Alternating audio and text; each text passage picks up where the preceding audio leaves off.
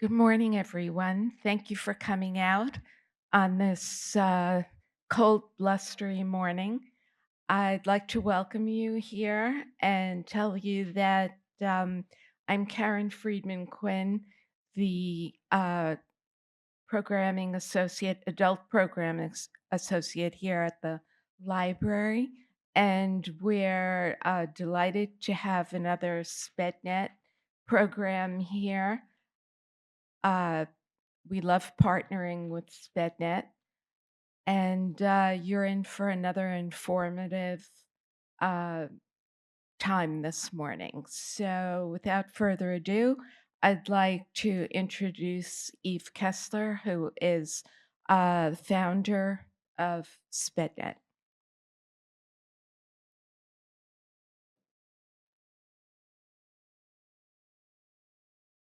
Thanks for coming. I know it's really cold out.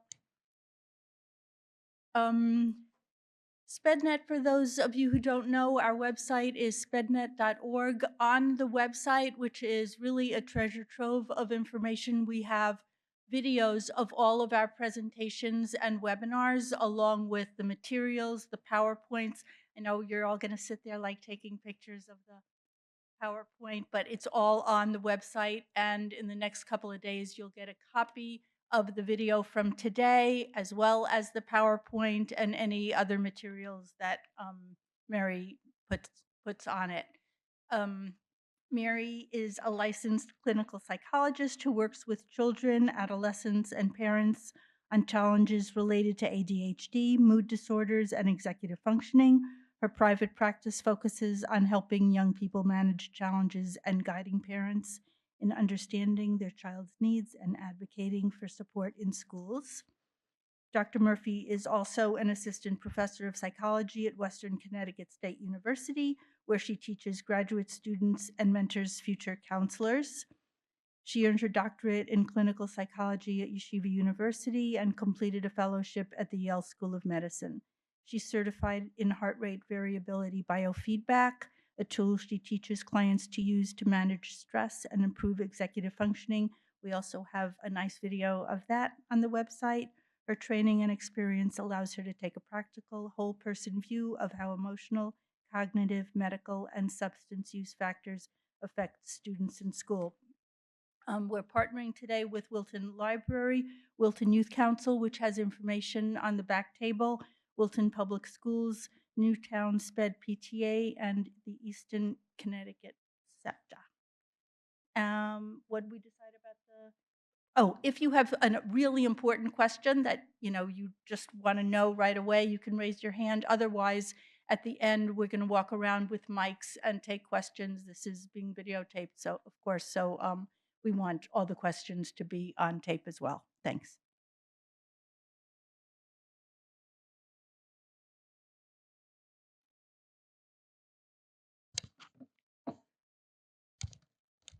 All right, this is always my biggest problem. Is this good?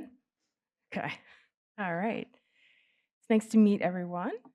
And so, what Eve was saying is what I would like us to do. We're also like a manageable size group. So, as we're talking, if there's something that feels like you might forget, first of all, as we talk about executive functioning, if we forget, if we're prone to that, definitely, interrupt, tell me that you would like to talk about that in more in depth or have a question about what we're talking about.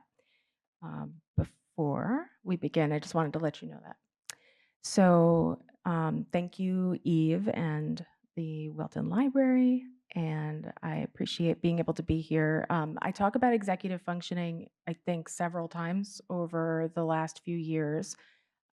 There's a lot of changes, research that kind of informs what we do and what we give out as information. So, I just wanted you to know everything is new, up to date information, hot off the presses. Okay. Um, I usually always leave Eve just to say who I am, but the only talk that ever really matters is this one to talk about like what I do in my regular life. So, because I'm at college, it's not just that I'm teaching. I just want to share. I think what's relevant is that I see on the other side what kids need to have as skills coming in and what's associated with the ones that graduate on time, which is a big thing.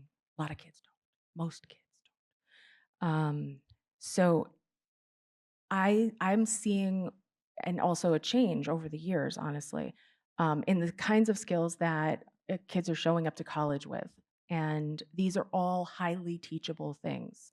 So I think having it be on your radar is very helpful because this is one of the few things that parents can play an important role with. So I wanted to point that out. Um, and then my life blends because as a clinical psychologist, I end up working with kids. And unfortunately, it's usually the kids who have dropped out, like the first semester, and need to kind of like come home for a little while and shore up the resources, whatever supports that they didn't have when they launched to college the first time, and they go back. You know, there's a lot of success, um, but it would be much better if we kind of knew in advance and had a little bit of like a roadmap of what to work on to make sure that they have in place before they launch. And so we're focused on kind of like the high school age going into launching into college, and I'll point out the things that have been helpful that I see. And one little disclaimer that I have never given before, but I just want to share, I focus on hard things that you might not have expected me to say we should do as parents in this talk only. And it's because it's so important and it wouldn't be helpful if I didn't just say it like it is, the things that we can do that um, sometimes when we're being helpful and we end up not being helpful. It's in that vein that I talk about the most in this talk. So don't worry, but there's an important guide. So just by way of like describing what this is, everybody's kind of heard this term, right? Executive functioning. Really, what it's talking about, people use this metaphor all the time of the air traffic controller. And so basically, that's the person who is trying to direct the traffic, make sure that, literally there's not collisions, right? And there's no room for error because if you're in charge of something that important, there's a lot of balls in the air, right? Or literally planes in the air, right? So that metaphor is to explain that you have to do a lot to be able to manage yourself, and that's what executive function skills are. So think about like how you got here today. So think about like all the different things that, like getting out of the house and realizing you get in the car, like the homework's left on the kitchen table and it's like, oh, I got to go back, like all the things that you have to kind of organize for yourself, model for your kid as you're leaving the house, and then be able to get to where you're going without something, going wrong. And really, especially when something goes wrong, being able to pick yourself up, problem solve, get through, and keep moving forward. So kids have to do that constantly all day long, but they don't really have the skills to do it yet because they're like in progress. So these are the kinds of skills that are the reason why adolescents have so much trouble. And so we know this about our kids, right? Like filtering out distractions and trying to prioritize and manage their time. These are actually, this list right here are some of the most common categories that we explain executive functions are. The thing you would notice about these is it's a lot about managing themselves, right? And we sometimes, that's the first thing I wanted us to think about, is it's not exactly going to Staples and getting office supplies, although I love that. And I think it's like so helpful for executive functioning. It's like my happy place, honestly. So if you can get your kids excited about office supplies, it's really helpful, super helpful. But it's really a lot about how they regulate their emotions and don't fall apart when things go wrong and be able to kind of be flexible, not rigid, and monitor themselves and learn from mistakes, right? Because if we don't learn from mistakes, we just make the same ones over and over again. And that's, typically childhood is like that. So as they get older, they need to be able to realize what went wrong, problem solve, and reflect so it doesn't happen again. So There's a couple of different ways that you'll have this on the website for the future.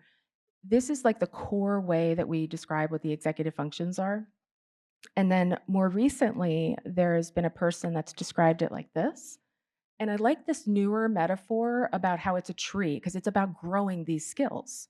And so all just, keep the mindset of we're growing executive function. And whenever you're trying to find resources to understand more about executive functioning, think about, even though you're parents, dipping into the teacher realm. Because this book honestly is more geared towards teachers, but teachers spend the same, well, more time with our kids, honestly, right? So they're the ones that are in the classroom trying to teach them all day long how to keep themselves together, right? So there's a ton of literature about executive functioning that are written for teachers, equally good and very relevant. So if you come across resources just like this one, I think it's very helpful for you to know. And this is how we talk about it, that we're trying to grow these skills. All right. And I wanted you to see, what does it look like? So when we say self-control, what does that look like that we're working on? Really, that's the impulse control. So when somebody, these are all the life skills. And we sometimes, you could think about executive functioning as adulting, right? Like we're adulting, we're teaching them how to do adulting. So self control is the impulse control part, which is really super hard for the adolescents, right? And trying to put off more fun things for later and sitting down to like do homework versus continue watching YouTube or something. That kind of, reining in of their self control is something we see all day long, daily basis. They're struggling with that, and it's completely normal at this age. They should be. That's, we're going to talk more about the brain, and that's why. So keep in mind there's, practical examples, but a lot of them, what you'll see on the right side, have to do with coping and emotion regulation. A big part of their job in becoming adults is trying to figure out how to manage how they feel on the inside.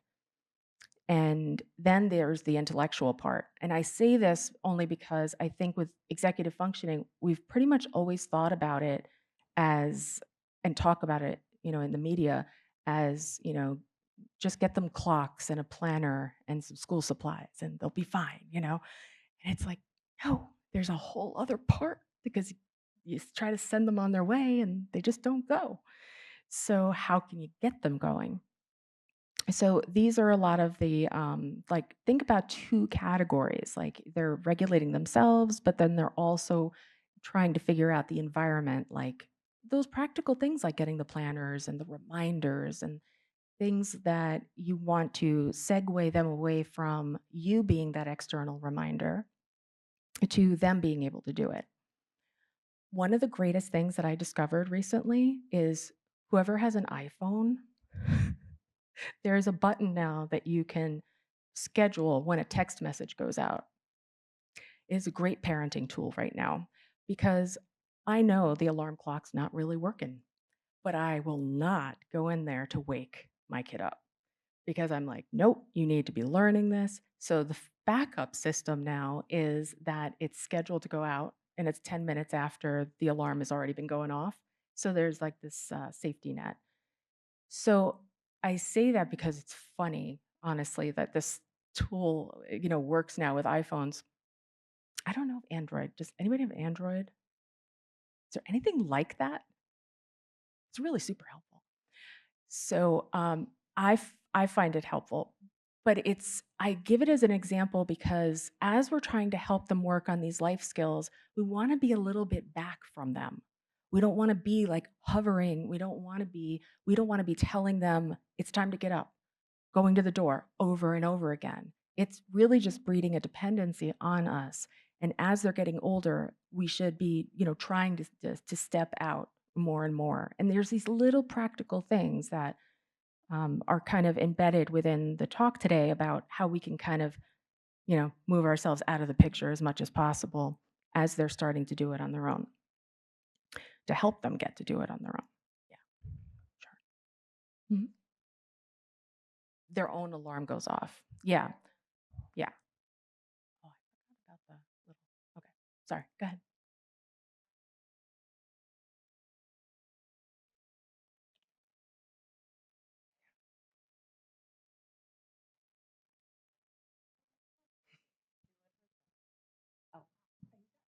Okay. So yeah, because we're actually recording, by the way. I don't know if we mentioned that. And I say that because I want to remind people about privacy too. But that's a really great point because all of a sudden, actually, maybe they could have already done that, and we don't know. It silently happens that they were capable of doing something and we didn't know. It was not like a marker of time that said, oh, they can start to wake themselves up now. So we usually underestimate their abilities. So that was a great example. I thought I saw a hand over there too. Sorry. Hi. Mhm. I don't let her keep her phone in her room, so I can't use that as a tool, but we can set up two different kinds of alarm clocks. So we have one close to the bed and one across the room, so she has to get up to go turn it off for anyone else that's in my situation. I just wanted to share. I am very proud of you. And how old is your kid, by the way? 15. Wow. Nice. Yeah, but that's an accomplishment. I really like that. Um, so yeah, there's all these little practical tips, and I like that people get to share them with each other. So thank you for that. Um, because honestly, this problem solving we're trying to model for them is that we're also modeling. We're learning to problem solve something in a way that we're not just doing it for them. So that's helpful. So we're going to talk about some of these later, but I just wanted to say this is this other, I have a lot of metaphors today. This is this other metaphor of like the brain is under construction. So most people might have already heard this, but just keep in mind that it's not willful. It's not that they are trying to be difficult. Adolescence, by literally the nature of adolescence and the brain function, is that it's still developing. So they say it's under construction. So it's a challenging time. Probably nobody would ever want to go back to this time in life, right? Because everything from head to toe is changing, like literally every part. And adolescence is like 12 to 26. It's not 12 to 18 or even 21 now. So it's like all the way to 26 when brain maturation is done. So that is somebody who's like going through puberty to getting married, right? It's crazy. The widespread things that happen to them during this period of time is just, there's no other time of life like this. So they have a ton of struggles all day long. They have to figure out who they are, how to do things competently, and what they're good at, like to develop a good sense of their self-concept and their self-esteem. These are not easy tasks. So when we're to continue with the waking the kids up, when we're trying to work on a practical skill, it might seem like the simplest little thing that we're like, why can't they just wake up when they're supposed to? But when the backdrop is kept in mind, it makes it a little bit more clear that there's a ton of things simultaneously processing at the same time for them. And it's distracting. Their own bodies are distracting, literally. So there's a lot going on that explains why it's difficult. So when the brain is not fully online until at the end of age 25, that means that the part of the brain that's really in control is the emotional center, the amygdala. So that means that they are raw, impulsive. They are not the frontal lobes. So this is the adulting. I'm like hitting myself in the head. As you are getting older, the frontal lobe is, and the prefrontal cortex, that's what starts to take hold. And then you can make more rational decisions.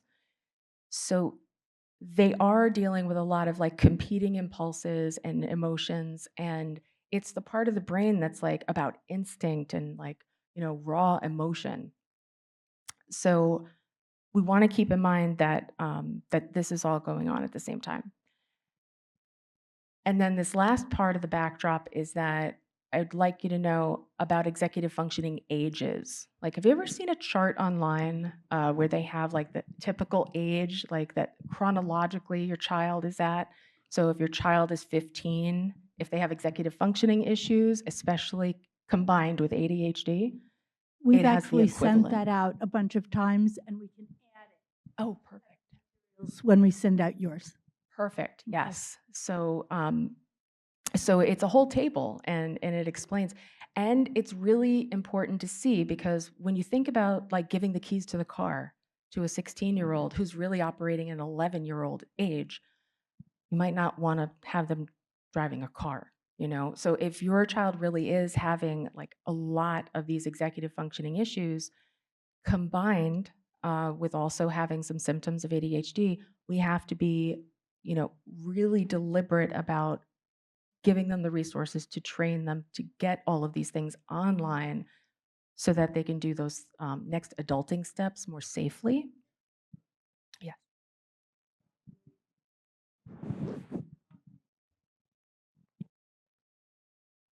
Yes.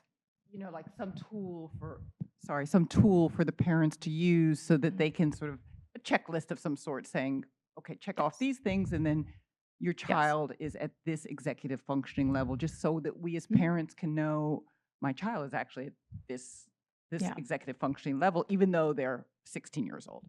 Right. So sometimes it's as formal as doing testing. So if your child has ever had like a 504 or an IEP in school, this would have been evaluated. If you're looking for something that is online and within a book, it's on the resources slides that I'll show you later. And there's also a way for the self-report for the student, the child to fill out this and really like in a self-evaluative way, for them to build their own awareness of things, where they're at. So it gives you a practical point of view because it's marking off the things that they know they don't know how to do yet. And so that helps you with almost a to-do list. Like, I don't know how to email my teachers. I don't know, because it asks all practical things. And then you're like, oh, okay. So we still have some work to do on this. Because it's not just yes, no. It's like, I do this sometimes, like it's so if you, see that your child is like maybe only done something once, then you're like, okay, I got to work on that. I'm going to still, help side by side with them. So yes, that was the answer. Absolutely. So the other part I wanted you to see is that this is why they're so especially drawn to things like video games. The emotional center of the brain, it's like being in a casino, right? With the bells and the lights and the going to the shiny object. That is, the core of what adolescents are responding to and in tune with versus, you know, being personally rewarded by getting an A. That's not going to set off all the lights and the casino like, bells and everything. But when you're in a video game, you're constantly getting that reward. So if we were 50 years old and put, I'm not, doesn't have ADHD or anything, just like an adult who's 50 and doesn't have any other issues, if they were placed in front of a video game, they'd be able to put it down, right? Like their brain is not like craving it, but an adolescent is literally craving it. And that kind of like bells and whistles and, rewards that come out of the sky, literally in these games, is what keeps them alive. And they need that kind of stimulation. So that's why we see what we see. And I think what's really frustrating as parents is that we're often seeing something and saying, like, why are they doing this? So that's why I'm taking the time to explain this one part. So I don't know if you ever heard this. You ever hear this phrase? So adolescence is like your brain has a Ferrari engine for the brain and then the bicycle brakes, right? Like no real great impulse control, but they're like boom, 0 to 60 in 2 seconds. They it, it's a lot of like raw response and reactive. So this is so the core deficits that people have with ADHD are the executive function deficits. So a lot of what you'll ever read about this will talk almost simultaneously about ADHD. So one of the most famous persons about who talks about this is the person who wrote like the first book on ADHD. I think it was this person. You find that there are kids that have executive function issues without ADD or ADHD? Yes, because they're adolescents. That's just equal.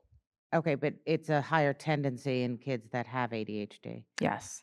More pervasive, more impairing function during the day and getting work done and like needing a 504, for example, in school. Got it. Otherwise, they're an adolescent.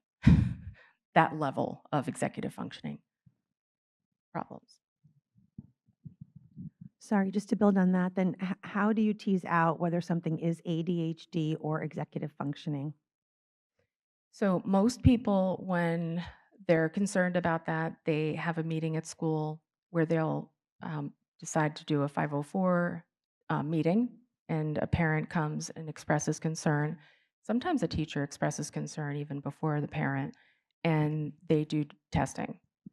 And the other way, because that's the school route, the other way is going to the pediatrician and just saying, I don't know if what I'm seeing is enough symptoms that might be ADHD, or it might just be my kid's an adolescent. I can't tell the difference. And when you say that to the pediatrician, they have standard screenings that they can do within that medical setting. And then they'll give you questionnaires to fill out too, and even the teachers. And then that 360 view will be able to say, yeah, I think we might need to do testing. So it's a good screen. No? So, did I get both? Yeah. You spoke of the brain development and the research that's been on that. Is there any research that's been on the brain development combined with the hormonal changes, particularly, well, for boys and girls, both go through significant hormonal changes as they're going through, puberty. So they've got the brain development and then they've got these hormonal changes. Yeah. Is there an interaction between the two? And if so, how is that impacting things?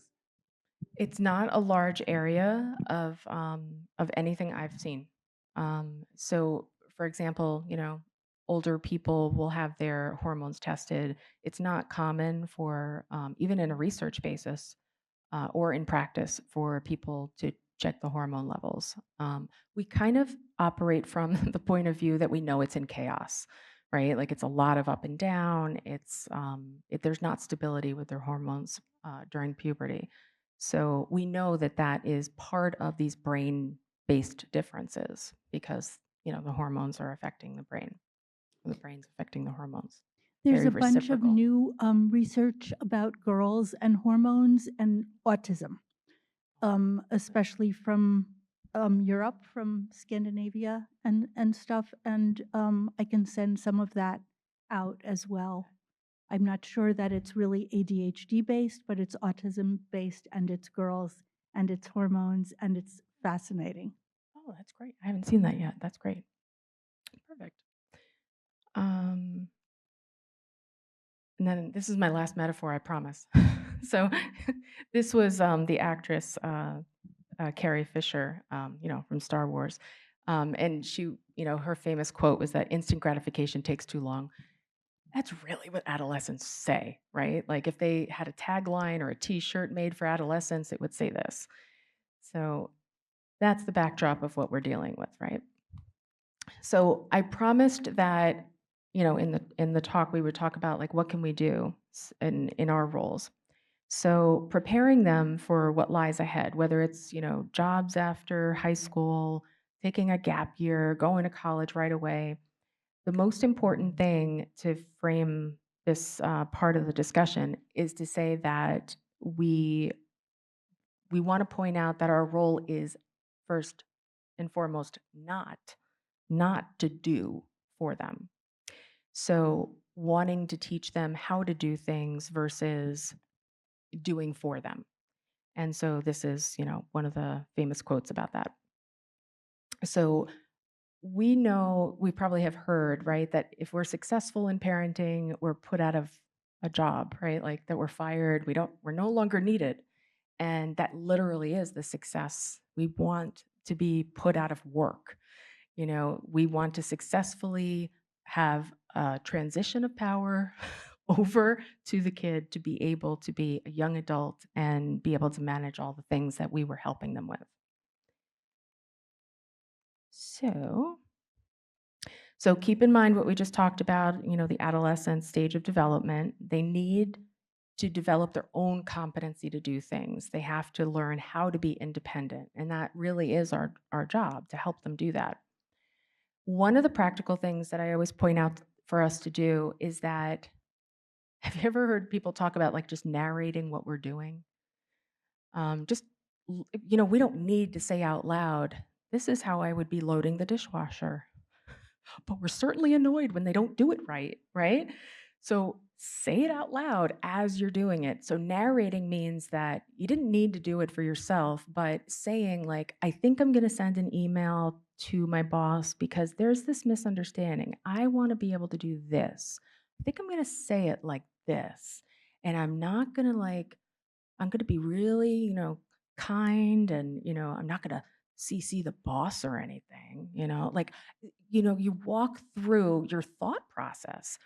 And as they're hearing your thought process, it's the model, you know, the voice that they hear from you becomes what their internal voice is. And that gets internalized. So no matter where we are in the future, they have us, you know, with them, you know, those lessons. So I mean literally everything for narrating. Like it could be something practical, like something broke and you're trying to fix it, or it could be like, you know, an emotional thing. Like, you know, I was really upset about what my friend did today, and you know, whatever it is that we're going through, it has a process to it, you know, and it has like a beginning and a middle and an end. Usually has emotions involved. You know, it's modeling a whole bunch of practical and emotional things, and that's executive functioning, right? Ooh, who's gonna get there first? It was a race. That's just a brilliant, I think, idea. And even to take it a step further, perhaps one could engage their child with, I have this email I have to send. I'm trying to figure out what to do. I'd love to get your idea on how you think I should do it. Do you think I should do this or do you think I should do this? Which do you think is better? Yeah, And let them provide some feedback to you. it brings them into the Brings conversation. them into the Yeah. conversation. Yeah. And they'll say, well, I think you should do it this way because blah, blah, blah. Mhm. Oh, thank you so much for that. That was really helpful to me. I think I'm gonna take that approach. Yeah. Now you're engaging with them and pulling them into this kind of stuff Right. that Yeah. they may be very disconnected from. Right. And people are always more involved and they learn better if they're involved, right? Not just hearing something. So I think that's super helpful. So if you think about it, you'll probably find a million different things that you could be narrating, and they're all super useful. You don't really know how you even learned it, right? But because we might not have the executive functioning difficulties, we have been able to pay adequate attention to stuff and learn and then do it. But they haven't had all of those benefits, right? So they really need to hear the thought process. And so the most important thing is showing rather than doing. So what do you notice about that picture? Mom is typing, right? The kids, so this is like, in my mind, this metaphor, the situation here is that, you know, you got to write an email to the teacher because I don't know what the homework was tonight. All right, I'll write to the teacher. Well, later, mom is side by side and the kid has their hands on the computer. This is the shift that starts to happen. Then the next time, the kid's doing it independently and mom's just like in the background, not involved, doesn't need to be there to do it. That's the kind of transition of power, of decision making, of everything that, you know, you want to keep in mind for all kinds of tasks, really. And doing this side-by-side assistance is really, really helpful, you know? Think about, like, even professions, right? Like, when we learn things, we shadow, we observe, then we co-facilitate something with somebody, and then they go away and we're independent doing it. Everybody's been trained in a job at some point, right? And we had employee training, and that's how we learned. And that's very much the same model for them when it comes to really practical things or emotional things. So the thing I said about how I might say something that's unpopular, this is that time. Okay? So I want us to kind of challenge ourselves to think about, what does it mean to be helpful? There's a part that we can, go over the line that's like very mysterious where this line is, right? But we can cross over the line into being overly accommodating. So that's when we're starting to really do for them rather than them, learning to do it for themselves. And it creates a dependence and they're not confident, right? Like, we're stealing their confidence, the chance for them to be confident and the chance for them to practice, doing something when it's really safe to do it, when you're at home, still under your parents' roof and you're young enough. You don't want to make the mistakes when there's much higher stakes. You get fired from jobs and things like that, or drop out of college, right? And so we really want to be on the outside as there's a lot of parenting books that talk about this phrase being a calm, confident leader. So we don't want to model that we're anxious and like really want them to be doing their work or anything. We don't want that intensity. We want to be able to be doing that side by side assistance, not overly worried about something when there's a deadline coming, because we want them to be doing that exact thing when they're doing it alone at some point. So I always say, if I wrote a book one day, it would be called this: Helping is Not Always Helpful. And that is a big conceptual shift.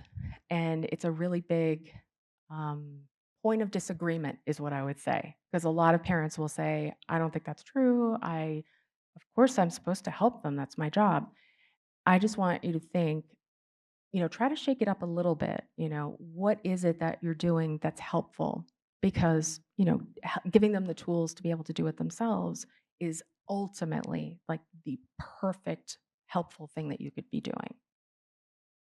So I want you to try to keep that in mind. Don't be mad at me that I said that. Okay.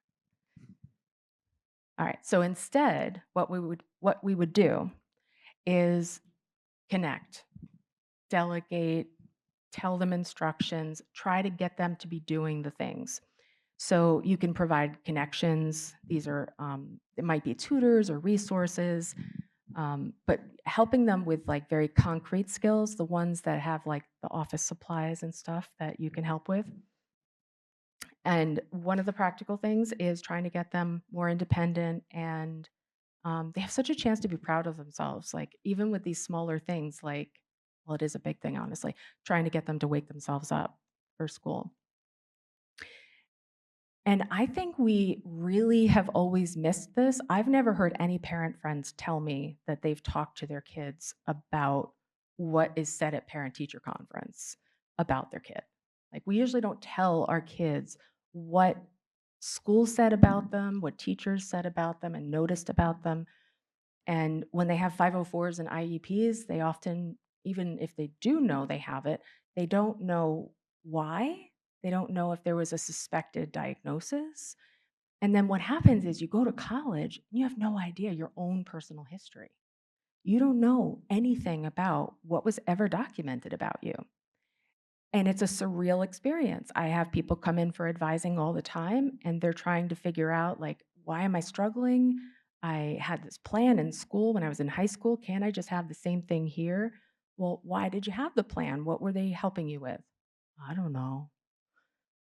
And that's the end of the conversation. Like, they really don't know. So I think it could be helpful to say, these are the things that I want you to know, and these are the things to work on for the future. Because what's going to happen is it's something they could chronically deal with, They could have trouble in school, then have trouble in the workplace, and trouble in relationships because of these issues. So if we shield them from the information too much, then they can't figure out, oh, I have to take the reins on everything from like refilling a medicine to, knowing to go to a therapist or knowing to do anything that my parents were just doing for me.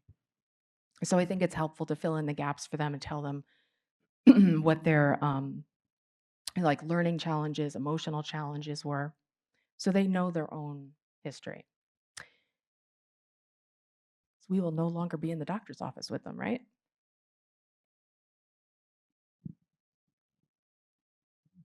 Are you an advocate for that video, the photo that you showed of the mother and the daughter that were sitting there together, and then she was doing the typing, and then the daughter was at the computer with the mother sitting next to her. Yeah. And then the third picture was the daughter was sitting there doing the typing, and the mother was at a distance, just watching. That kind of phased structure, right, Mhm. of transitioning from the first picture to the second Yeah. and then to the third.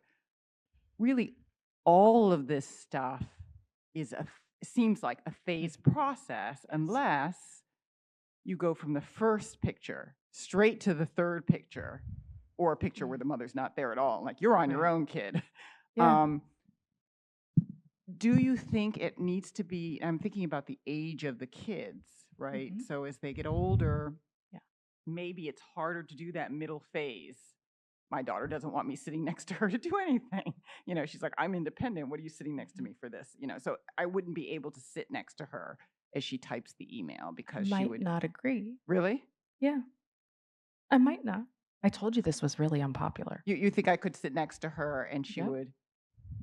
Yeah, absolutely. I think that it's not like adversarial. It's it's people don't know what they don't know. Kids don't know what they don't know, right? So even if it's one time and then you shift away, I think it's really valuable I because see. they overestimate. We usually underestimate what they can do. They overestimate Overestimate. what they can do. What do you do if the kid refuses your help, any help, and just wants to work on their computer by themselves? That wouldn't have been the first thing to work on then, like, the email, who's gonna write the email to the teacher. It would be if we're in that place, there's more of like uh, an engaging and, repair, I wanna say, to happen between the parents and the kid. There's probably a lot of bad feelings, right? Like, disagreements about doing or not doing homework before that conversation happens, right?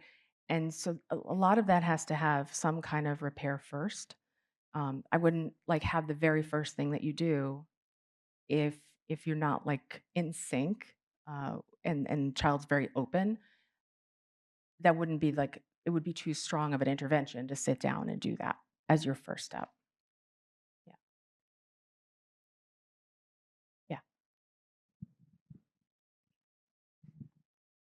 Sometimes I think it's about, um, so in our case, the request for help comes at the 11th hour, right? Right before something is due. And yeah. then I think what happens is it's easier for me to sit at the computer and type because my poor son can't really type very fast. So it takes forever. And I think that's the Mhm. lack of planning on your part does not create an emergency on my part, Right. right? I can't seem to handle that as an adult because I don't want him to just fall on his face. But yet I think sometimes it's a teachable moment. You came too late Mhm. and now it's midnight and I need to go to sleep and I'm not in my best place. So I look at, I want to provide help, but sometimes I become that person that says, let me type because I can do it while listening and not look.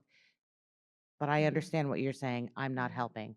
So in that situation, are you better off saying to your child, I'm sorry you came too late and let them fall? Or are you better off trying to help when they come to you? So they're looking for a review of something or a discussion about, whatever that is. Right. I don't think that it's the right like first step if something is already had many missteps, like where there's arguing and there's, not doing lots of assignments. But it kind of sounds in this situation like it's not going to be the end all be all thing if that one assignment of all these things that have been going on doesn't get done that night. And then with fresh eyes the next day when you're not in the middle of the stuff, right? Like the tension and the pressure of the deadline, just sit and start to do some of that repair stuff, and planning. So, like the first steps were about providing the resources and everything, and that we can't do in the middle of like tension, right? So, it's better to do, the day after when the dust settles and kind of start over. I think it's hard to imagine because things have always been the way they are that we could do it different, but starting over can be done at any time. Like it's not that it can't be changed, the dynamic between the two. It's more around the lack of Mhm. planning becomes someone else's problem somewhere. That's what I'm trying to avoid, right? Right, right. And that emergency, yeah. I just have to go forward. So, okay, so there's some things that are going to be like easier answers about what can be done in a practical way. Um, but the situations that we've talked about so far have a lot of like emotional, like connection issues built into it because of the tension that builds, right? So when I say about kind of starting over, some of the things about like providing the resources, the kinds of things that, we're in control of what we buy and put in the house, and those are some easy, low-hanging fruit things to start with. And so a lot of what happens is like time management and stuff is really a horror, right? So the practical things are literally like I don't think there's 10 feet within my house where there's not another clock, like every 10 feet. So think about placing, they're really kind of time blind, right? Kids with executive function, or just really adolescents in general, are kind of time blind, right? So trying to put, a clock in the bathroom, literally, because they're getting ready for school and they lose a lot of time there. They have no idea how long it takes them to get ready to do anything. And so a practical thing, like buy a 6-pack of clocks, literally, and just put them everywhere in the house. So think about the kitchen, the bathroom, the hallway, their bedroom. We don't think about analog stuff like that because we have our phones. And that's why I think it's going back to basics to think of doing that. And we also have our phones, so we don't think of even like getting watches unless we have like a smart watch, right? But making sure that they're wearing a watch, trying to get them more used to the passage of time so that they know and can gauge and predict how long things will take so that we don't end up in those last minute situations all the time. So this is a practical way. And then the other things are like I joked about with the office supplies, right? Like going and making sure that they have the organizers and the notebooks, everything so that they can, and then as you're also giving them tools, you're narrating like why those things are important. Yeah. How do you balance the executive function issue where, say, a kid has trouble logging the books he reads versus some sort of emotional barrier where the child, say, feels anxious with too many clocks or timers or knows how to use Google Calendar, et cetera, but doesn't want to do any of this sort of planning? I think that it's helpful to have other objective input, like from people outside, um, like the school counselors, teachers sometimes are helpful because they watch them and know a lot about what they can do. Um, and they've completed a lot of tasks at school that we've never seen them complete. So we often don't know that they can do things. So I think getting to tease out what might be a clinical issue, what might be like a motivation issue, all of those things. I think you need input from multiple people, and really the experts that they're around. They're really under supervision all the time at school with really good evaluators of that stuff. So I think it's helpful to get the information from them. And oh, It's very quickly because I don't know if anybody doesn't have experience with timers, but my son has intellectual disabilities on top of executive functioning, and I never thought a timer would be so revolutionary. I just want to say that I put timers at school, everywhere, just but like you said, and it's has transformed his level of independence, his awareness of how long it takes in the shower to brush his teeth, to get dressed, to eat a meal. It was just revolutionary. I just want to share that because I did not expect it to just make him more independent, just more motivated to get things done, and even more joyful. That's great. Just Wow. That's a nice success story. timers. Yeah. Timers like Yeah. there are little digital timers in Amazon that cost $1, and you put it. You're gonna take a shower for like take 10 minutes in the bathroom, 10 minutes in the morning, and then it reduced to 7 minutes. And now he doesn't take that long in the shower anymore. And you take 7 minutes also to get dressed Yeah. and to eat anything. Put your shoes instead of me saying you're late. Let's go. Yeah. I just want to share that because if your kid has executive functioning and not intellectual disability, that would be so much easier. But for him, even to understand, it was just sharing that. I started setting the timer. Now I let him set the timer. He zeros and That was sets the timer. That was a transition. Yeah. Yeah, You did that. I mean, it's That's- just like, and that took like 3 weeks, maybe. That's It- a great example. that's a hint because I wish I knew before. Yeah, timing can solve a lot of issues for them. And when you think about like the end result, like with college, being able to figure out how long it takes them to get ready and get to class and all of that, those are the reasons why kids slip once they're in college because they don't want to walk in late, and so they miss a class, and then they've missed 2 classes, and lo and behold, they don't go back because they're going to be embarrassed by that point, right? So there is like a whole process that happens that all stems from timing issues and time management and the awareness of time.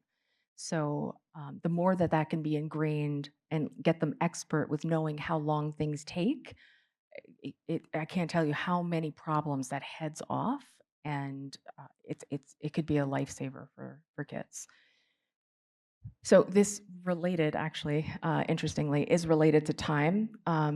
So some of the things, like if they have a school counselor or they have like a guided study hall at school, school counselors, sometimes they're teaching these executive functioning skills at school.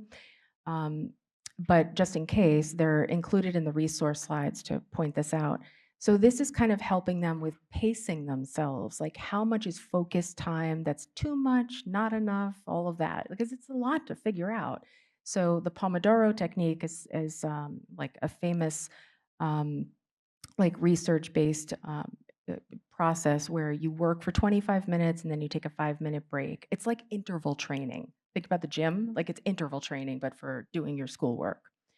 And when you get them into doing that, it's also helping them with the passage of time and helping them be aware of those chunks of time. And then they don't take on too much at once as well. So I have in the resource slides, if I was like packaging somebody to go off to college, this is what I would want them to have, are these specific strategies to study and to be able to like take notes and stuff in class. So if they can do the Pomodoro technique, the interval training, if they can take notes with this method called the Cornell note-taking method. Did anybody have that in school? Oh. That's more people than usual. Okay, so that's good. So, because you can point that out. They have really great notebooks that are completely like on Amazon now that are Cornell notebooks. Like you don't even have to make one yourself now. So Cornell Notes will be immensely helpful with it being in class in high school and then for college as well. And then teaching them certain strategies. So the reason we do the little chunks of like word lists or terms to memorize that are short is because we remember the first and the last thing of what we studied. So we need a lot of those little chunks of first and last and first and last. So that's primacy and recency. So really it's like, kids like brain hacks. So this is totally a brain hack. So you can kind of talk about it that way. And other hacks are things like learning about the memory palace, which is a lot of kids are mostly visual and not auditory. So a memory palace is helping them memorize things in a visual way. And mind maps, especially, are also very highly visual. And there's a lot of apps that also have these strategies, like the memory and the mind maps. So we want to help them kind of learn what kind of learner they are, but it's a pretty safe bet that usually kids are visual. So this is like the package of things that if they could do those things, they would do really well with studying. And then they have to kind of like figure out what's the sweet spot between being challenged enough, not cramming because it's too much and overwhelming, or, just boring. So as they're in school, that's usually an adjustment that they're making all the time. And they make mistakes with picking classes and stuff because of that. So high school's a good time for that, to make mistakes with that, it's lower stakes. And they're also, you can model this for them. You can do all this stuff. Think about COVID and what we did, right? We set up little study stations for them and little desks. And, that's a good model that hopefully, your kids are old enough that they remember what their desks and stuff looked like. Those are the things that we can provide, like we can provide the school supplies, we can provide the desk and the setup. And it doesn't matter that they've said no before anybody says that, we do it anyway. We try again anyway. And then they're trying to figure out, once they get into actually doing their assignments, they're having to figure out how to finish the work.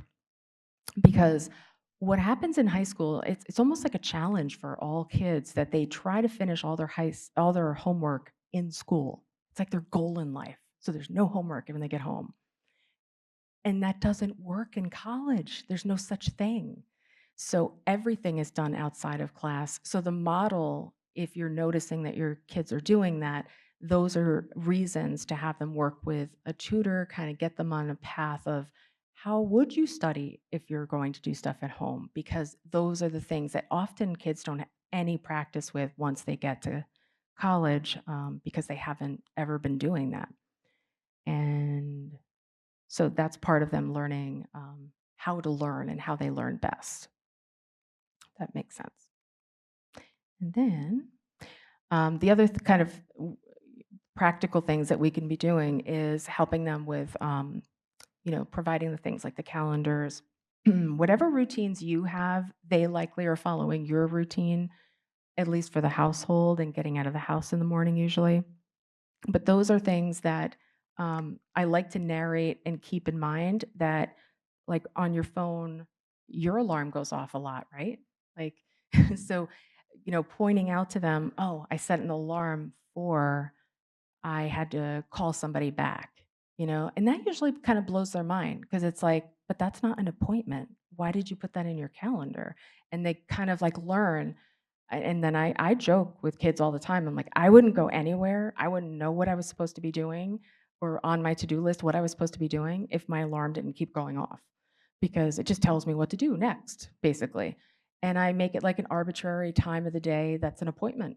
So it's not that I had to do that piece of my to-do list at 3 o'clock on Tuesday, but I assigned it so that it would be, blocked out for that time.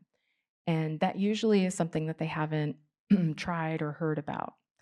They use their phones for everything, but they often don't use the alarms or know that you can title the alarms and stuff like that. So you want to just kind of point out what you're doing, because most of us are usually doing that. And I just want you to keep in mind that most of the success in college is actually about being able to plan to do the work, remember to do the work, and then actually hit submit. Right? Like it still happens for college, that's what we go through with them in high school, and then it continues in college. They still forget to hit submit. So the executive functioning is, expected to be through all the college age, right? Like all the traditional college age and even beyond. If you're still in college, you're still having your brain developing and you're still having these same issues. So they don't go away once they go to college. So really anything that you can set up to be able to kind of encourage this and keep showing you do it. You're like, this is what you're doing. And even if you forget something, it's helpful to kind of be human in that way and show them that we can do this. So there's a couple of reasons why people will. Oh, sorry. Do you have a question? Yeah. Yeah, I was just going to ask. So so I've tried to offer different solutions, right? Like, let's try a desk calendar. Let's try a planner. Let's try a checklist. Right. And it works for like maybe 3-4 days, and then it doesn't. He won't follow through on using any of that, or he does the Pomodoro technique, but then he's up there for 3 hours doing basically an hour of work because he gets distracted for the other 2 hours. Or we'll set up a desk and he'll do it on his bed, and I'm like, you can't do it lying down. So, and we've actually even, brought in some coaching and tutoring and such, and he'll learn strategies, but doesn't either follow through or implement them, because I think that's the follow through piece, Yeah. right, with the executive functioning. So how do you work with that? Because some of the skills that they don't have, right, the following through or self-initiation or even the planning piece, how do you work around that when that tends to be the thing that gets in the way? So we always think about tutors as, like for a certain subject, right? I think that one of the hiding in plain sight things that we could do is having tutors to set this up, to like set up plans with them and strategize. Like, it's like a buffet of options, honestly. Like, there's so many different kinds of planners, and like some have to be written, and some have to be electronic. Like, it's like matchmaking to figure out what's right for each person. And I've had clients that I've had to work this out with for a long time, and it is like so personalized, what is going to work for them. So one thing is to have somebody work with them to set up a plan of how they would be writing out their assignments, like so that they have the buy-in, they chose it. And it's often better that it's just not you. It could be the guy down the street, but just not you is really the key to it. So having that set up, and then I'll skip ahead to this second strategy to do the like 1-2 punch for this, is that once that tutor helps them set it up, helping it continue to go is to have like homework buddy kind of a thing. So have you ever heard about body doubling? Body doubling, a lot of like kids with ADHD are doing, but really most adolescents, would benefit from this. And we always, worry about whether like a friend might be distracting or something. But there's it's in the resource slides where you can actually sign into a website, and there's an accountability partner that signs in as well, and you sign in at a time. So like 4 o'clock on Thursdays, that's your time slot, and the two people are signed up for the same time slot so that you're both there. And you're not helping each other. Your presence is helping each other. And so a lot of kids need to have somebody with them, so that they're not just sitting there alone, or, nobody's going to notice that their mind wandered off, and they will be in there for hours doing nothing. So, so I think that it's not like pathological. It doesn't make it seem like there's something wrong with them. It's just, a way to get stuff done. So I think that is a tool that helps people and doesn't make them, feel like something's wrong. Yeah. Wall large digital calendars. That anybody that's going to be my next try, because instead of just having a large paper calendar, The electronic one, the you mean? electronic ones, they're large, and then Yeah. speak to their phones and even to Yeah. their Google calendars. I haven't had that yet.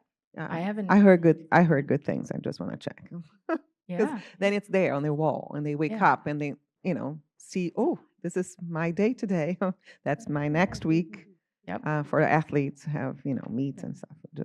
I heard Yeah. good things.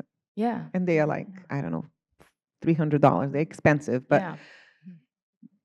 I don't know, maybe it's a worthwhile. I just saw it for on sale at Home Goods. Oh, good. $199 at Home Goods in Westport. So, no, Fairfield. So I think that there's it's so funny how some kids are, I only want paper, and then some are like, I only want digital. it has to be, it'll surprise us. We wouldn't have known what they would have picked, but let them pick. And if they're drawn and like the technology piece, it's fine. Like, let them use that. And that sounds like a wonderful option, honestly. But I have not bitten the bullet to try that. So going back to college for a second. So I want to see, what do you think the answer to this would be? What percentage of college students graduate on time? These are the options. So just by like way of raising your hands, how many graduate within 4 years? Would you say 28%? None, okay. 41%? Yeah, like half of you. Okay, and then 75%? The other half of you. Okay, 90%? Nobody's that optimistic, okay.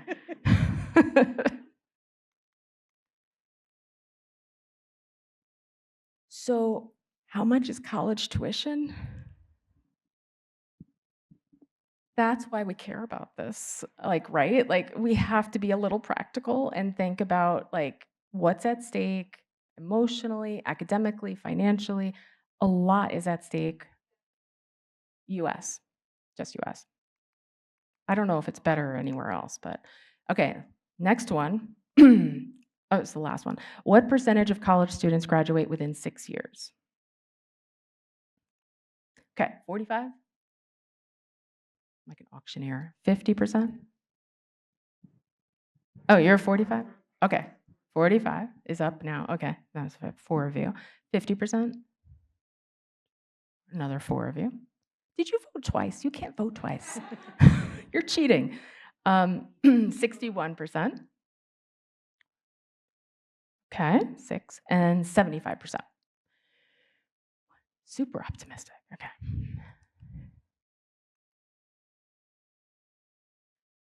So I was like, where are the rest of them? So 29% do. So they just don't finish, right? It doesn't mean like 10 years down the line. I teach in a graduate school, so I got to tell you, I have people coming back to school that have not been there since the 90s, right? And they're like, I'm back. It's like, okay, well, let's do it again. So it doesn't mean they don't come back, but thinking about, the feeling demoralized for the process, not wanting them to launch and then falter and then, have to pick themselves up and go back. And a lot of the executive functioning will help them be able to stay and complete, and within a reasonable amount of time. So we talked so much about time because think about the time management we just talked about. That's part of why they don't graduate on time, right? Knowing when things are due, being able to like manage your time and prioritize your time. It really comes down to them all not being able to manage time. Like not that one executive function category is more important than the others, but I put so much into this category and ideas for counteracting this because it affects and impacts so many different things. So when you talk to college students when they first get to school, the thing that they all seem to have in common is that they're shocked about nobody telling them what to do and where to go, when to eat, when to go to sleep. It's like a shock to them. And it doesn't change because a lot has changed. I've taught for over 20 years and students have changed a lot. That never changes. They are just like, oh, what do I do with myself? And that's where the hiding, getting under the covers and skipping classes, and then I'm too embarrassed to go back, all cascades and happens from there. So when we think about like these things that might seem like almost insignificant, like trying to get them on board with doing their own stuff, like, getting themselves up and such, and establishing a routine, the, absolute positive outcomes that we could have from this versus what could be so negative for them and really change like their whole trajectory and how they see themselves. It really is that important. So this also is kind of related to time as well. But one thing that is difficult is for them to manage once they get to college is the school and the work-life balance. Um, Work and the life is more like social life as well. So trying to put off and like the impulse control that's not fully there because they got the brakes, the bicycle brakes still, right? It's really difficult for them to do this. So when there are when there's been surveys of why people drop out of college, they often talk about emotional reasons. And so dropping out is mostly about feeling overwhelmed. And that's like 60% of people say that. And that's part of this. So some of the practical things that can be done to help with this is self-advocacy. So knowing when you don't know the answer and asking for help, and this is one of the biggest predictors. If you read all the parenting books and all the executive functioning books, they talk about being able to reach out, advocate, know when you're even in trouble, right? Like know when you're behind.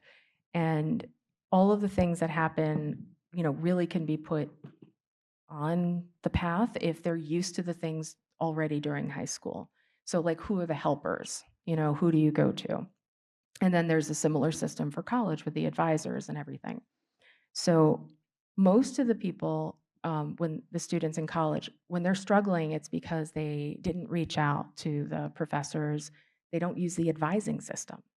Oh,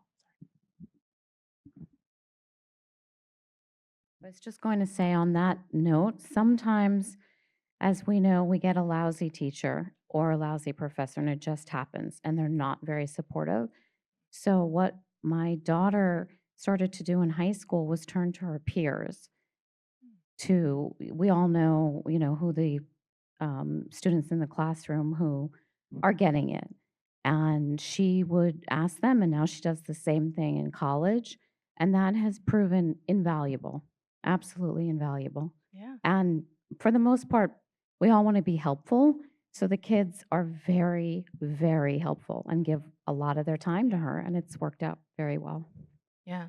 I think that's one of the best things at work.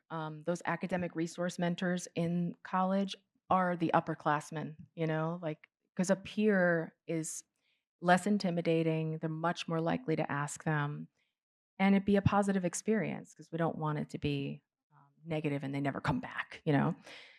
So so if they couldn't get to like office hours or something, but they're going to the academic mentors, they call it something different at all schools, but basically it's like a peer-based mentor that is for academics. That is, ideal. So knowing when to ask for help, and I think that this kind of like the guy with the hoodie really represents what happens most of the time with kids. They just like kind of shut down. They, become a turtle. They go into their hoodies. And that's usually like the number one warning sign that your kid needs something, when they are disappearing into their hoodie. So um, the things that, we're doing is we're helping by noticing that, and reaching out and giving them resources because when they're off at college, we won't see that, but hopefully enough of this stuff has happened and we've noticed and done some of that intervention earlier before. Yeah. Going around to private boarding schools and talking to Mhm. ninth graders, and this is at like all the different boarding schools, and they all said the same thing. One thing they all said, and this is as they went to higher levels, to 11th grade, and I even spoke to some who graduated. Their number one regret was that they did not spend time with their teachers to go to those office hours. They didn't ask for help, that all these resources were available and they didn't take advantage of them. Every single one of them, it was their number one regret. I couldn't find a single student that had some other regret as their top regret. And it was so pervasive that I finally said to my daughter, I'm requiring you to meet with your teachers once a week. So my only requirement of you, I have no other requirements. You do whatever whatever else you want. This is the one that's coming from me. And it's coming from me because of all these kids. They all said the same thing. It was their number one regret. Yeah. So, what you're saying here is it's not just a predictor of success, it's also for the kids leaving so important for them to do. Absolutely. I have to say the people I spend the most time talking to are alumni because they text me and they're like, "What's going on? How do I get this job? What am I doing?" Like they all do kind of wish like, "Oh, I wish we had talked about this or I had taken a class on that because I really really needed that. I didn't know I needed it." So there's a lot of they don't know what they don't know is what happens, right? So, hopefully some of the things that we're talking about are a little bit of a heads up about the things to approach them about because they might not know this. So I always love this because it really is like it's adolescence, right? Like just they're often not asking for help. So I just want to always, do you remember that movie? It's like the one thing I remember about the movie 28 Days is that she had to wear that neck sign because that was her issue, is that she didn't ask for help. It's very, very true. I think that's very common with adolescents. So a lot of what we talked about were, the practical things, but also self-management. So when kids are, the end of high school and especially when they launch into college, they're also needing to take care of themselves for the first time. So I used to do a college boot camp and it was this 3-day thing before they left. It was like high school seniors before they were leaving for college the summer before. And we went through all these things and it's amazing that they didn't have like their insurance card. They didn't know like what pharmacy to get their medicine from. They like all the practical things that we were just doing, as parents, we do those things. So giving them the kind of almost like a checklist, and they were that's why it's called boot camp, like getting ready, um, to transfer it to themselves, because they're going to be maybe in another state, right? And they have to get like automatic refills on their medicines, or they're never going to remember to pick them up, right? So all of the kind of practical things that you can start to transition them to, expose them to using the phone, right? And let them make the dentist appointment or their haircut, something low stakes, right? Like you can't mess up asking for a haircut, right? Why not? Just try that. That's a very easy start, And then there's medical appointments because, those secretaries could ask you questions, you don't know the answers. So start with the haircut. Okay. But then work up to medical because then they're going to be on their own and it's going to be hard. So they're learning how to know what's best for them. Originally, they might have just been looking at college rankings and realizing, once they get there, like, oh, this is, it's freezing cold here. I can never go outside. They don't have any clubs or sports here. I hate this place. But they saw it was like top 5 schools in the country. So they were like, yeah, I got to go there. So there's a lot of their sense of overwhelm that they're getting when they realize that there's been a mismatch. So we can head off some of those things too by pointing out like what should be on your list. So, the region, not just like, cost and region and the rankings of a school, but the things that matter to them is important to know. And then how to use coping skills. So a lot of just the go-to things happen to be like escapist kind of nature things that is just around adolescents all the time. So besides like game, phone, social media, what is one other category of thing, And maybe it's something they did when they were much younger, but you can revisit, Maybe it's something that you can encourage them to join and do to get exposed to before they're off. And it's really hard once they're in college to say to them, go join the clubs, They're really intimidated and they often don't want to do that.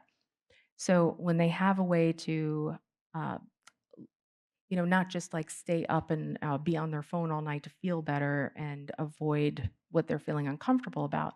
If they have some ways to to not just be focused on academics, but something that soothes them.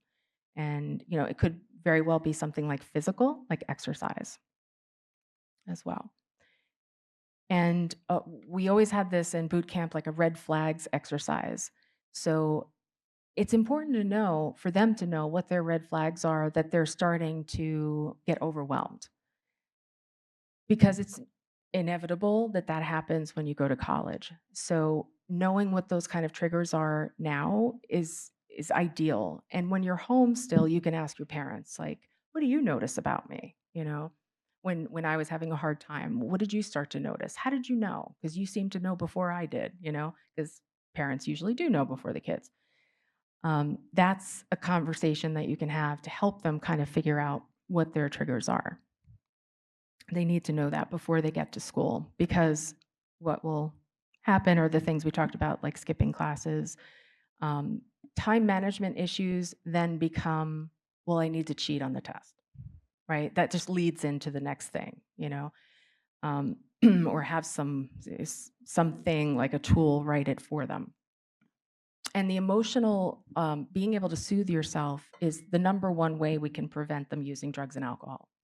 If they need to use something external to calm themselves or to get rid of anxiety or really any change in their mood to make them feel better, they're going to use that because it's so rewarding, so quick and easy, and it's natural to just use that rather than go learn, I'm going to go take up yoga now. Like, right? Like, and that's not as powerful and immediate and rewarding.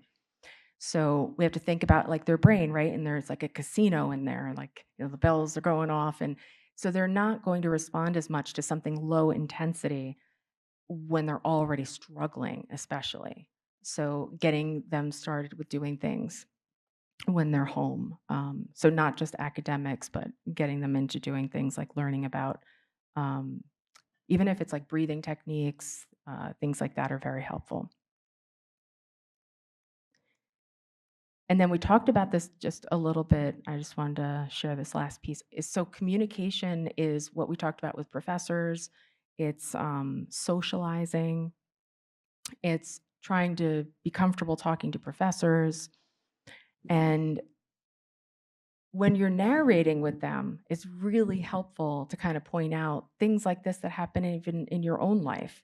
So there's always going to be times when you're, writing an email to somebody or something, you're talking about a coworker or something, and you can say like, I have to think about this. Being right is not always the most important thing, how can I delicately and like, professionally handle this conversation, and say what your thought process was that led you to doing what you ended up saying or doing. And so all of these things are, the reason why they can navigate really difficult conversations once they're at school, in college, and they don't have people to ask about that. These are the things, like you were saying actually, about not being connected to professors and stuff. Those are the people that will not just, help them register for classes, but they are often the people that are helping connect them, and they're networking. They're giving them their network for jobs, for internships, for recommendation letters for grad school. And you can't be an anonymous person, like you have to be connected to the professor to be able to have that happen. And as much as we think about like all technology and LinkedIn and stuff, they do need to do that and operate in that world. But it really is, think about what LinkedIn is. It's who do you know is on your connections. And that's the first thing that people look at, like, oh, this person vouches for them. They went to the same school, or they were that professor's student. Those kinds of things make somebody call you back for the job. So it's incredibly helpful. And then the socializing. And we talked about that as well. And I just want to point out, it can be frustrating for people who want to hire kids today because they often don't want to pick up the phone, don't know how to use the phone, kind of, go to jobs and say, couldn't I just text the customer? Oh, why would you think that? No. Um, it's a different world, yes, but they still need the practical side of being able to pick up a phone and know what to say and the right vocabulary, not just shorthand BRB, instead of be right back. So keep in mind, um, teaching them how to literally use the phone, and then practical things like how to do the laundry, how to, as you're narrating your daily life, all the things that you do, it's a ton of stuff that they don't know how to do. So you're actually like this like treasure trove of information that they can learn by watching you and hearing you say that what you're doing. And then I have some things in the resources I wanted you to see in the resources, like budgeting apps.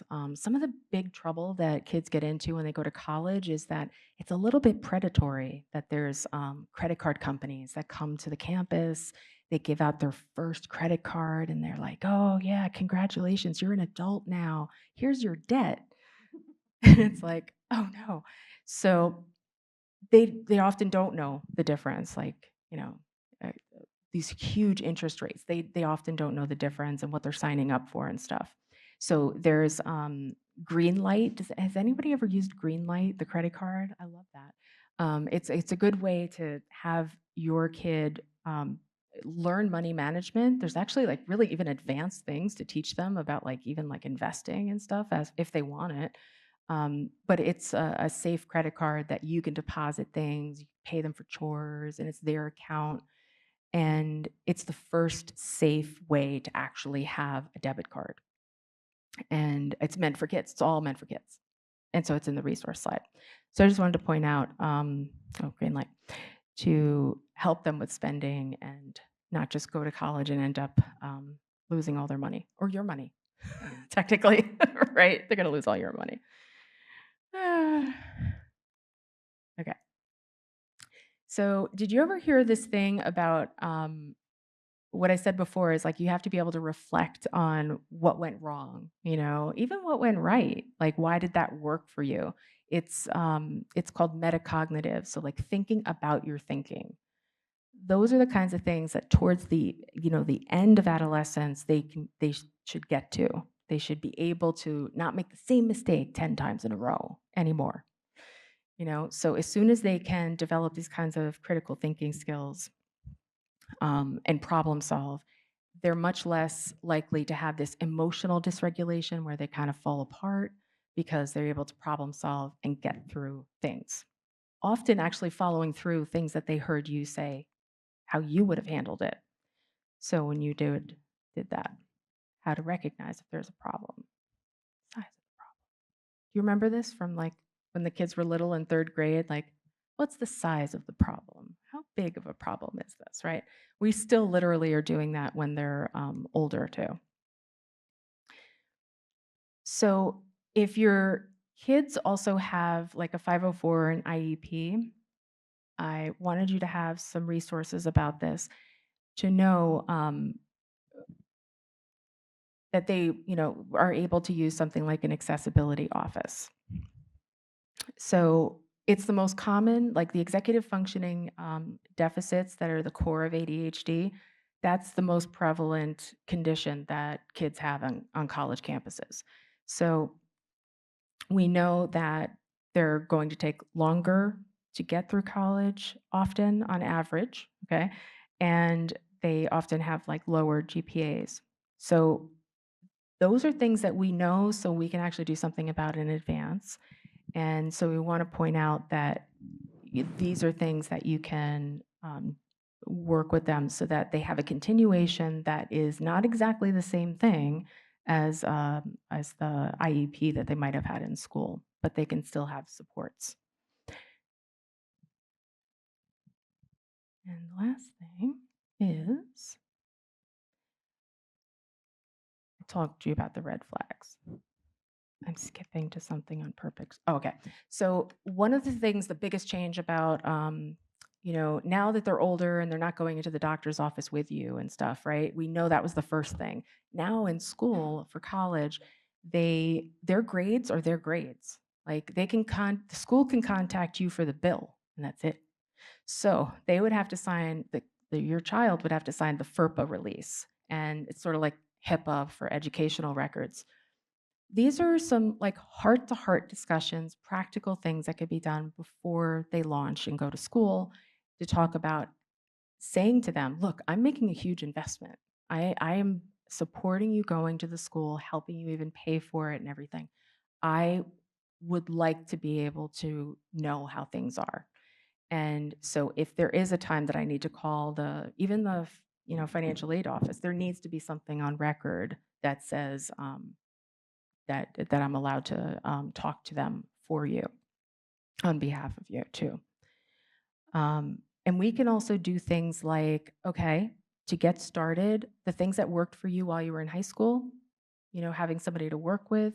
The version of that at college is that you have a study room and you can literally sign up for it for a whole semester. You can kind of have these heart-to-hearts right before they go. We talked about that.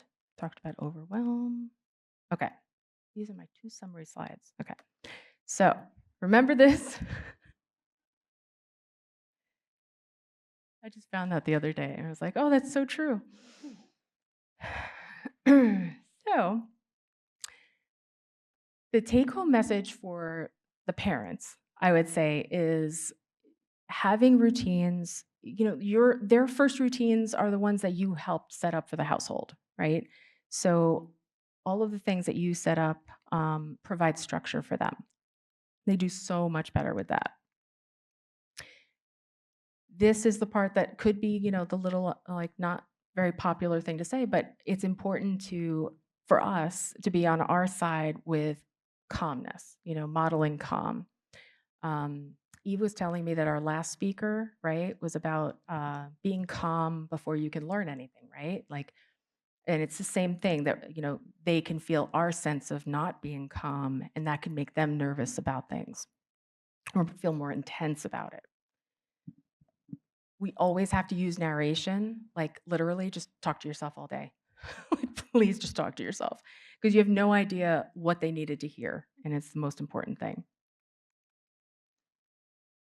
And then you're going to have 1,000 different scenarios that you're worried about or that actually are happening, and you're going to say, I don't know how to fix that.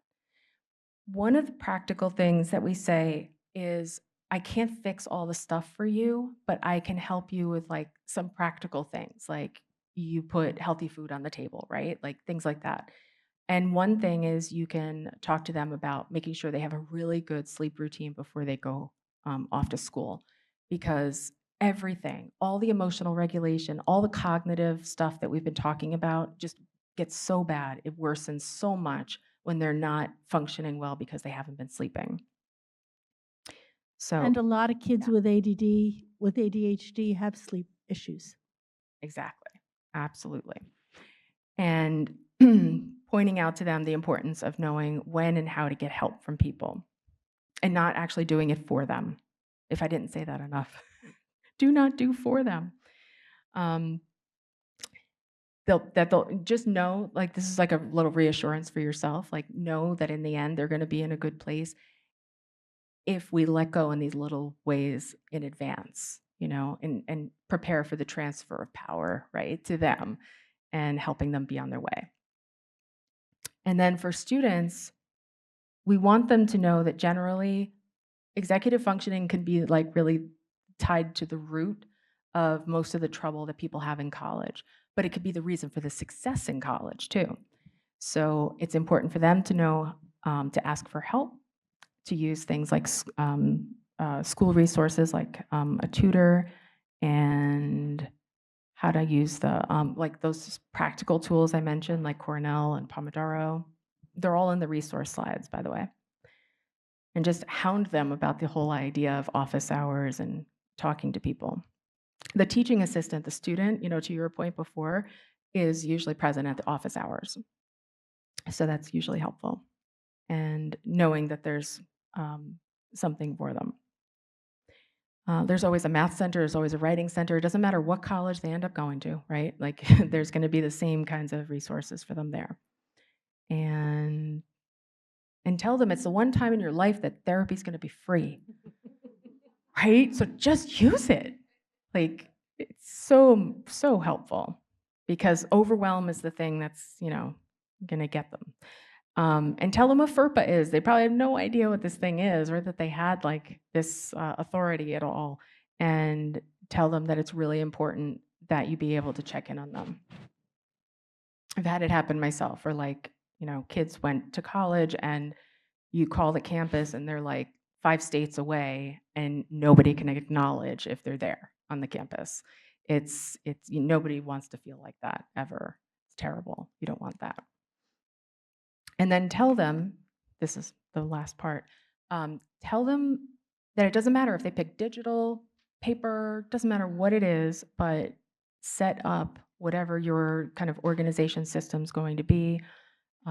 They can use a lot of online tools. A lot of things are like AI power assisted, like boosted, with lots of different powerful features to make, like I had to use index cards and write them out, right? Like it's like a fancy thing on the computer now to like build your flashcard and it turns over for you and it's gamified. And when I talked about the casino, we have to think about appealing to that part of the brain, and the tools, the online tools often have things like streaks and things like because they're very like Duolingo and things like that. Like they'll continue doing that to keep their streak, and so the tools that are for daily habits and habit tracking and homework planning and all of that, a lot of them take advantage of that and they have some game features. So that will speak to them and speak to their brain, right? So that's super helpful. All right. And then just know all the stuff is that we talked about is at the end.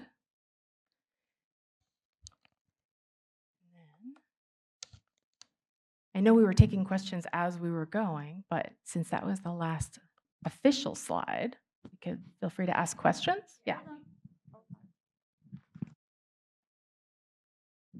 Actually, 2 questions. One, do you have a list of colleges that have particularly good EF counselors or whatever supports executive function kids might need? Mm-hmm. Yes. I'm trying to find it, but yes.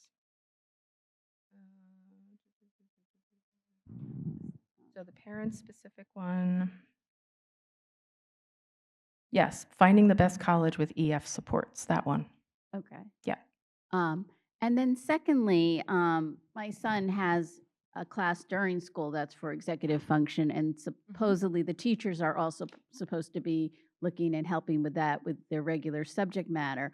But I asked if they have any measures so that you kind of look at the beginning of the year and the end of the year and see where progress has been made, and they didn't really have specifics. Do you have some sort of a checklist for teachers and the education environment that's similar to the one you have for parents? It's hard to know what they covered to be able to give like a baseline and a follow-up questionnaire to see if it improved. But this book right here, the self-evaluation questionnaire, is that one, and then there's a book. Where's the book? Not that one. Not that one.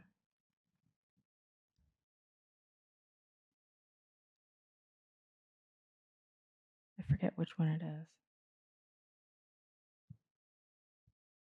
So I actually, Eve, I might have to give you Okay. a different one because I know I have one that is super helpful, and that has because these are the same categories of executive function skills. We just can't be sure that the school went over each of those skills, right? But so Russell Barkley, that I think was mentioned in here at one point, he is the like guru of executive functioning. And so he has an executive functioning questionnaire. And there's a parent version, same questions, but parent version and the child version. And that's a way to gauge, where they're at. If they don't do a formal evaluation, that at least could be done. And That I sounds think fine, that, because what yeah. I'll do is the Russell Barkley, the 30% Mhm, rule. yes. So we'll have Oh, on the great. materials, the That's Russell Barkley 30% rule, and Yes. then these two that you send. That's perfect. Okay. It all goes together. Yes. Yeah. Could you just go back to the slide that had your contact info? Oh, yes. Thank you. It was back here, right? This way? Here. This way, yeah. Um, So a lot of the slides and the resources are, I put if it's parent specific or like for the student to look at specifically. And also like a lot of the apps that are like the ones that are like the most highly endorsed by students that I know students use, things like that are highlighted there. And if I knew if they were paid or not, I included that too. Sorry, I just had a Oh, quick question about buy-in. My kids are a little bit younger. My oldest is 12, but getting them to understand like why any of this is important is a huge struggle in our house. Do you have any recommendations for that? So there's a blessing and a curse to that, right? Like it's a blessing that they're younger, right? So being 12, you have like more like of a chance to set something in stone and get it going, right? And have more years under your roof where they're doing something. The importance always has to be like when we think about rewards, right? Like it always has to be meaningful to them. So that's like the $1 million question for every individual kid. What matters to them? So like, some think they're gonna be a businessman, and I'm like, okay, cool. We're totally going with that, and then use that to be like, whatever their goal is, um, whether it's reasonable or not. You just be like, oh, okay. I wonder like what kind of skills they need, and talk about like working towards those kinds of things, like, getting good math grades for that specifically. Whatever is tailored to what they care about. It's just usually hard to tell what they care about. But yeah, I mean, you usually know, like mom knows, Yeah. Um, you gave a lot of resources and things that they can probably go through and self-evaluate, or us as parents support. But you also talk about your own therapy practice and how Mhm. much you help kids that Yeah. probably are helping themselves and receiving support from parents, but resource to you. How much do you see of an like a progress when they have formal support from a therapist or psychologist? How much do you see, and do you see that them, outgrowing a professional support consistently, or Like benefiting from yeah, it and everything. I mean, when to know when? Yeah. I think it's helpful I mean, I feel like I could be anyone. I'm just not the parent, talking to the kid about the issue. And that makes all the difference. And I think that it's helpful to have like this outside point of view, even if it's the school counselor or anybody that's able to have enough time to ask them about what they do. Like the way that I always figure out stuff about kids is I ask them what they're looking up when they're on YouTube. And I literally ask them, like, show me the history. Like, what are you looking up? What do you really, that's what they're interested in. So that's kind of the answer to yours too. That's what drives them. It's like, it could be like midnight, but they had a thought and it's always like a theme. There's something that they're interested in, and it's the beginning of who they're developing into. And then I ask them what games they play. And most kids are playing some form of a game, and there's skills embedded in it. It's like hiding in plain sight that they're actually really good at something, and they think strategically, or they're into role playing because they really want to be somebody else because they are so intensely anxious and they really need therapy for anxiety. It all tells a story. I've like yet never been stumped by hearing what games they're playing to figure out what emotionally is going on for them and what they're good at. So having a separate person, I'm a parent too, like somebody else has to ask my kid, so I can't ask. So having that other person ask them, but those kinds of questions I think are so revealing and they're willing to talk about it. And then that's what the buy-in too is, because those are the things they actually care about. And you're discovering that they're good at something and you're telling them, and then they're like, yeah, I am good at something. And it just changes the whole like tenor of the conversation completely with them. Makes sense. So my son has anxiety and executive function issues. And he, as an example, took a test that he froze. He was completely prepared, but he had a brain freeze. Yeah. Had no idea in that moment, in that time, how to de-escalate himself to be able to access what he did know, right? And then, do you have any tricks for that or any websites we could look up to see how do you do that? And then the next piece becomes kind of resilience. How do you let that go to be able to move on? Because now what I see is he is studying nonstop, like over preparing because he doesn't want that to happen. And I don't think that's effective. Right. And I don't think it's necessary, right? But it's about how do you help them see that there is a way to get yourself back together while you're in the moment and you have that freeze, which all of us have at some point in life about something. But Right. it becomes this barrier of that could happen again, right? How do I make Right. sure that doesn't happen again? Let me just say one thing. Oh, sure. So that was the other presentation, Calm First, Learn Later, I think Yeah. it was called. And I'll send out the video of that. That was Charlie DeSanto, who is a coach and EF person in Wilton. Okay. And then one of my prior talks was about the biofeedback. And that's the practical tool that I would have suggested. So like not in the middle of that crisis moment, but prior to that or after that, the next moment that's calm, you have them learn how to do biofeedback. And I have never done something as rewarding for me and the kid as biofeedback, because it's a breathing technique. It uses technology, so kids think it's all cool. And they're like looking on the screen like, oh, look, I beat my score. Like they think it's the coolest thing. And it's actually just teaching them how to breathe effectively so they can calm themselves. And I am like all about substance use prevention and things like them finding other things to regulate themselves. And so I love that there's something that they can physically do that they're in control of. It's not a pill, it's not anything. It's them controlling how they feel and getting their heart rate and their breathing in sync. And they are so proud of themselves when they learn to do things like that. They want screenshots. Like it's just a really cool thing. So trying to find somebody that does things like that, I think is really helpful, because then they know how to do it and they do it on their own. They don't need to be hooked up to a pulse monitor to show them the screen anymore. They've learned how to do it, and then they do it everywhere. What? Yes, oh, totally. Yes, because it's co-regulation.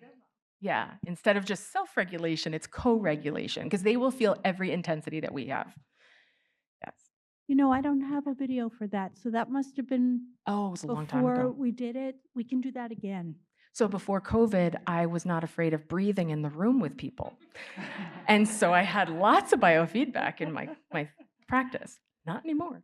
So I see you have a private practice, and do you do online sessions, or just only is it in person in Newton, or will you do online sessions as well?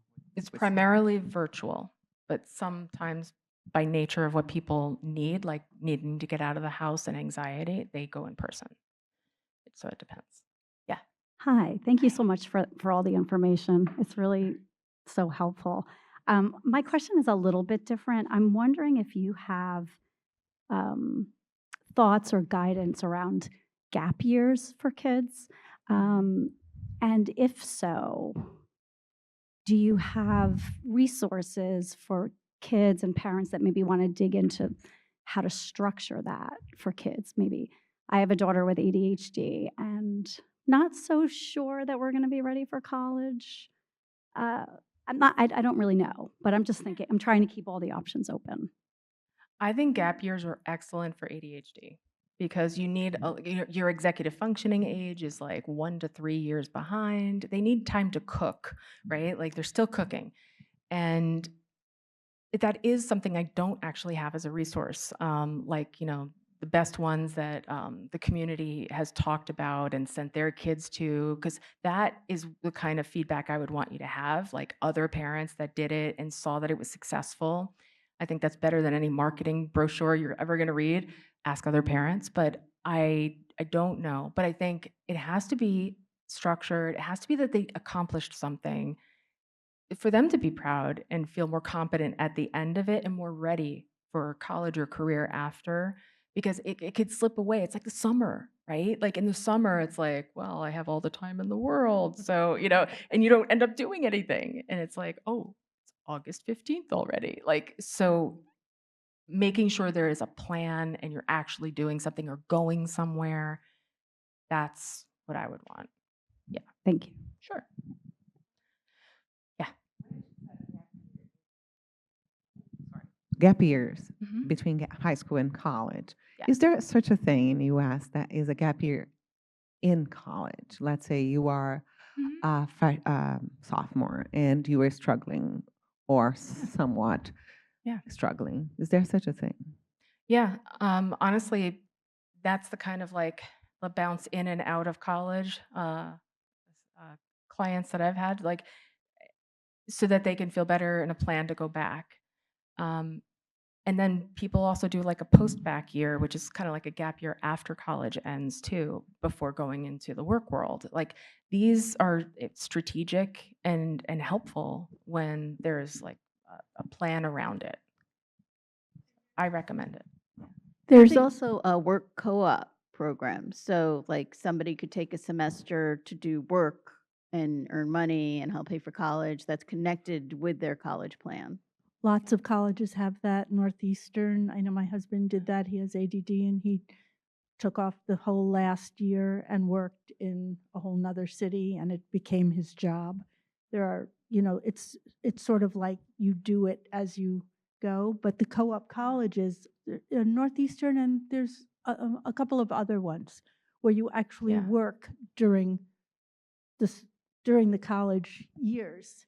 Is it Yukon? I'm trying to remember. I think it was our local one, I think is Yukon. That leads me to a question. College counselors maybe that can help parents with ADHD or executive functioning that want to do a gap year or find colleges that have that kind of thing, that maybe specialize in that more. Like education consultants? Yeah. Yeah. Oh, yes, there are ed consultants, and I can send a name of something like that out also. I thought you meant the college counselors, like here in Wilton.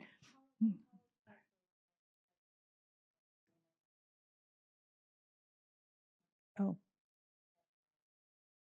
In Gap, yeah.